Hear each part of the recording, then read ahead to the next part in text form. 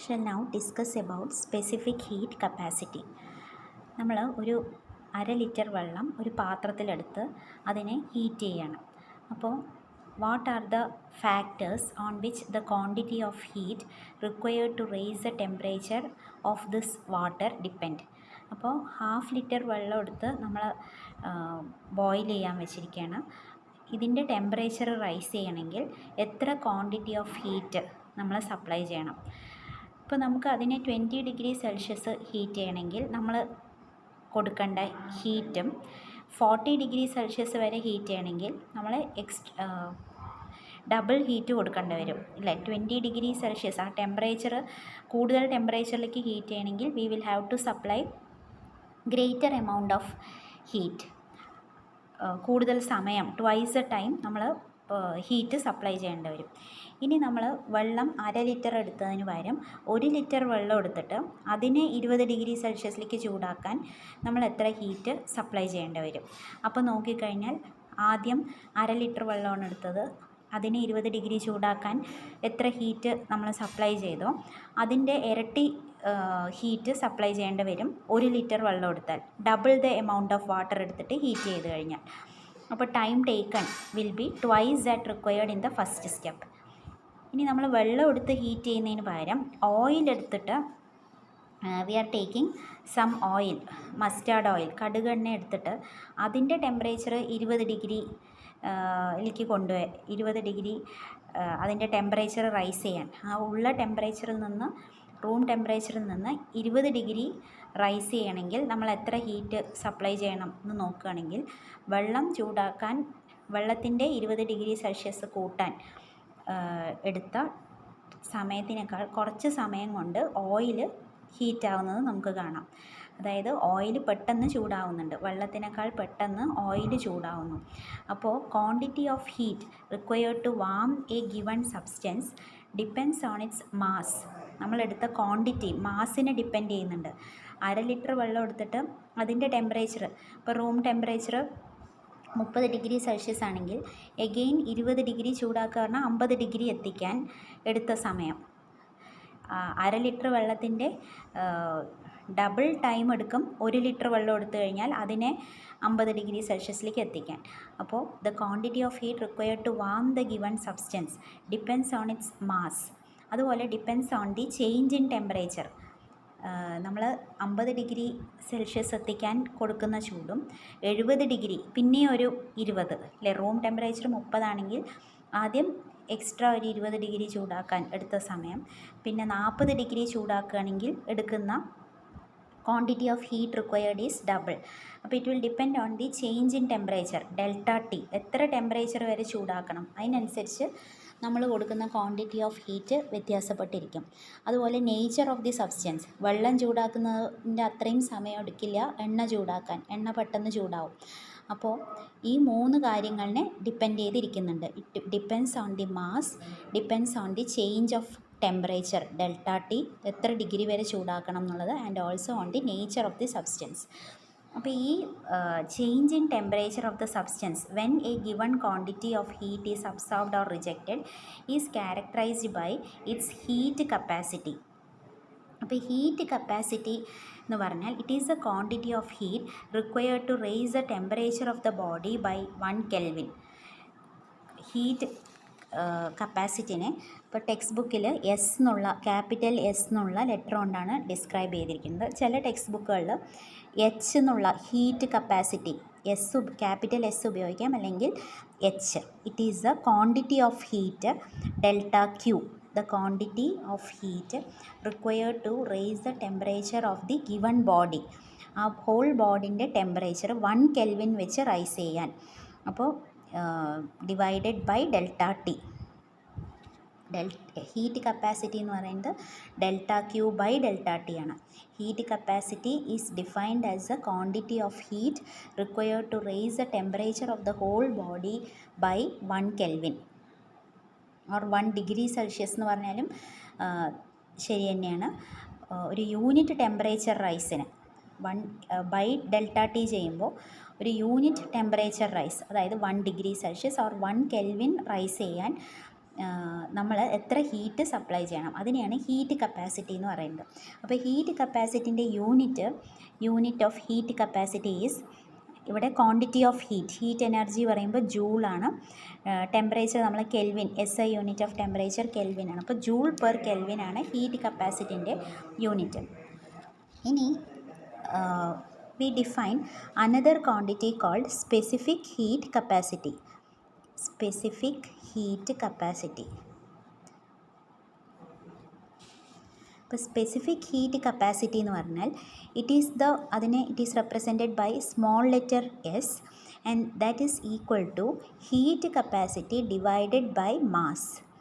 Heat capacity by mass, അതായത് it is the quantity of heat required to raise the temperature of 1 kilogram of the substance through 1 kelvin. അപ്പോൾ നമ്മൾ delta Q by M delta T, H heat capacity പറയുന്നത് delta Q by delta T ആണ്. Specific heat capacity എന്ന് പറഞ്ഞാൽ it is the quantity of heat required to raise the temperature of 1 kilogram of the substance through 1 kelvin. നമ്മൾ ആ സബ്സ്റ്റൻസിൻ്റെ unit mass എടുത്തു. Unit mass SI യൂണിറ്റിൽ പറയുകയാണെങ്കിൽ 1 kilogram of the substance എടുത്തിട്ട് അതിൻ്റെ ടെമ്പറേച്ചർ 1 കെൽവിൻ കൂട്ടാൻ നമ്മൾ എത്ര ഹീറ്റ് സപ്ലൈ ചെയ്യണം, അതിനെയാണ് സ്പെസിഫിക് ഹീറ്റ് കപ്പാസിറ്റി എന്ന് പറയുന്നത്. അപ്പോൾ it is the property of the substance which determines the change in the temperature of the substance when a given quantity is absorbed or rejected by it. ഇനി specific heat കപ്പാസിറ്റിൻ്റെ unit എഴുതുകയാണെങ്കിൽ it is joule per kilogram per kelvin അല്ലേ, joule per kilogram per kelvin. Joule kilogram raise to -1, kelvin മാസിൻ്റെ kilogram, delta T ടെമ്പറേച്ചറിൻ്റെ കെൽവിനാണ്. ഇനി we can define another quantity called molar specific heat capacity. Molar specific heat capacity.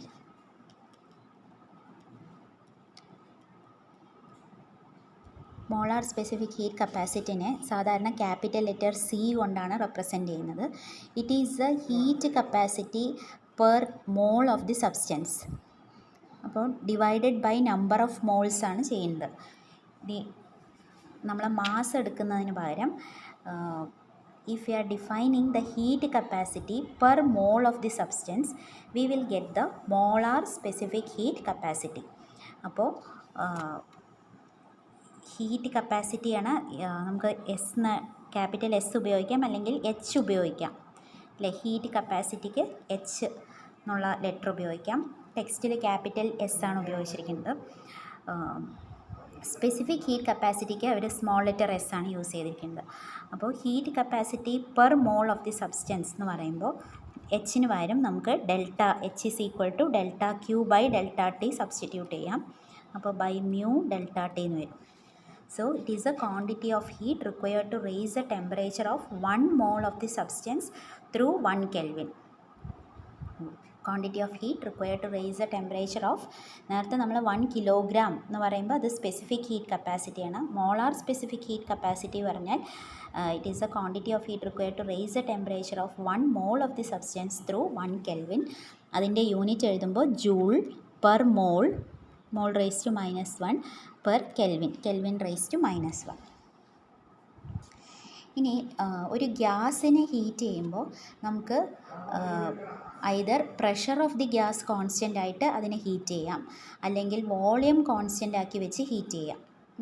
Now if the gas is held under constant pressure during the heat transfer, then it is called molar specific heat capacity at constant pressure, CP എന്ന് പറയും. Molar specific heat capacity at constant pressure. ഇത് ഗ്യാസിനാണ് അങ്ങനെ pressure constant ആക്കി വെച്ച് നമ്മൾ അതിനെ heat ചെയ്യുന്നത്. അതേപോലെ molar specific heat capacity at constant pressure എന്നുള്ള പോലെ molar specific heat capacity at constant volume.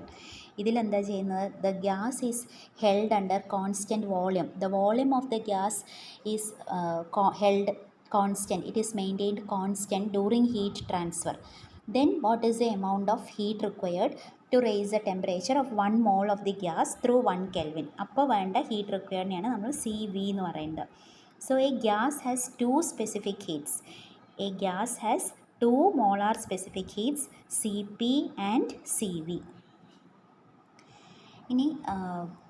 There are many substances, they have different specific heat capacities.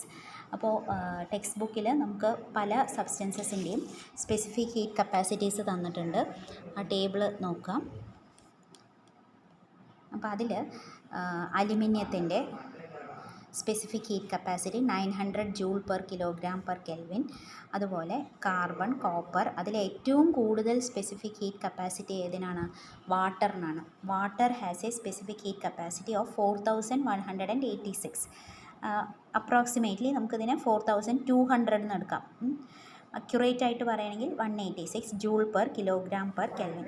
അപ്പോൾ ഈ ഹൈ സ്പെസിഫിക് ഹീറ്റ് കപ്പാസിറ്റി കാരണം, owing to its high specific heat capacity, water warms up much slowly. വാട്ടറിൻ്റെ temperature കൂടാൻ വളരെ കൂടുതൽ സമയമെടുക്കും. Water heat ആവാൻ കൂടുതൽ സമയമെടുക്കും. അതേസമയം ലാൻഡോ പെട്ടെന്ന് ചൂടാവും. സമ്മർ ടൈമിൽ, ഡേ ടൈമിൽ land will get heated very quickly. അതേസമയം water, the ocean bodies will take greater time to get heated. അപ്പോൾ എന്ത് സംഭവിക്കും? ഈ ലാൻഡ് ഹീറ്റഡ് ആയിക്കഴിഞ്ഞാൽ ലാൻഡിൻ്റെ മുകളിലുള്ള ആ ചൂട് കാറ്റ്, അത് അതിൻ്റെ ഡെൻസിറ്റി കുറയും, അത് മുകളിലേക്ക് പോവും. അപ്പോൾ കടലിൻ്റെ മുകളിലുള്ള കാറ്റ് കൂൾ എയർ ആണ്. ആ cool air from the sea will blow towards the land. The wind from the sea has a cooling effect and it will blow towards the land. ഇനി നമ്മൾ അടുത്ത ഒരു കൺവെക്ഷൻ എന്ന് പറയുന്ന ടോപ്പിക്കിൽ അത് വിശദമായിട്ട് ലാൻഡ് ബ്രീസ്, സീ ബ്രീസ് എന്ന് പറഞ്ഞ് പഠിക്കുന്നുണ്ട്. അതേപോലെ ഡെസേർട്ടിലും land will get, the surface of the earth will get warmed up very quickly during the daytime and it will get cool very quickly.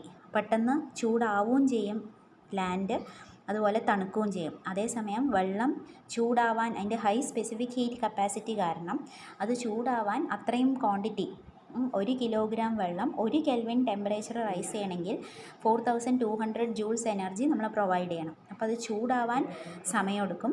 അതേപോലെ ചൂടായി കഴിഞ്ഞാൽ അത് തണുക്കാനും കൂടുതൽ സമയമെടുക്കും. അപ്പോൾ because of the high specific heat capacity of water compared to other substances, water is used as a coolant in automobile radiators. Water is used as a coolant in automobile radiators and it is used as a heater in hot water bags. അപ്പോൾ hot water ബാഗ്സിൽ നമ്മൾ hot water എടുത്തു കഴിഞ്ഞാൽ അത് പെട്ടെന്ന് അതിൻ്റെ ചൂട് നഷ്ടപ്പെട്ടില്ല, അപ്പോൾ അത് ഹീറ്ററായിട്ട് ഉപയോഗിക്കാം.